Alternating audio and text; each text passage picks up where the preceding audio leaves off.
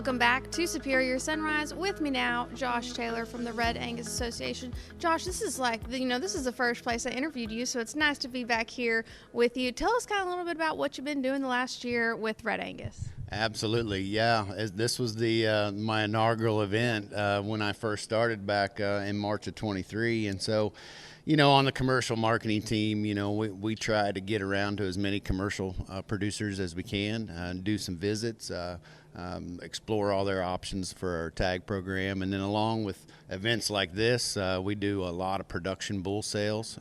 That's our first point of contact with those commercial producers, and then, we have county cattlemen's conventions and things like that we go to as well. And so now that we're a full team, we're kind of a bit more spread out, and so this is going to be the only opportunity I'm going to have this year to talk to you.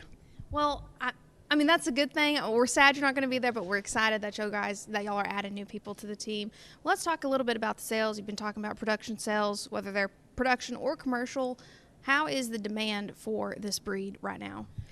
It's at an all-time high, and I think, obviously the cattle market is at an all-time high, and so we can see more and more commercial producers taking advantage of those Red Angus genetics, and kind of what Rayburn was talking about just a bit ago, the progression of the genetic improvements has been leaps and bounds, what our seed stock producers are doing, and I think the commercial guys are starting to capitalize on it, and we can see that value at all the bull sales from the far northern states all the way down into Texas. I've had the opportunity to go to some in the northern plains and then down into Texas as well, and we can see that demand for those better genetically improved bulls all over the country, and sales have been strong. And even though the cow herd numbers in the nation are down a bit, and so guys don't need as many bulls, we can still find that they're willing to pay a bit more for those genetically improved bulls.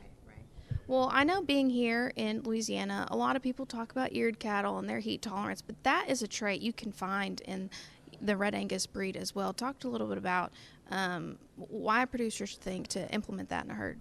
Absolutely, yeah. I mean, it's a proven fact that the red hides have a bit more heat tolerance, and so one of the neat things that we've done with the association is we partnered with the Santa Gertrudis Association as well to develop what we call an American Red program, and that's a 50% Santa Gertrudis, 50% Red Angus, and we found that those American Red cattle are highly adaptable.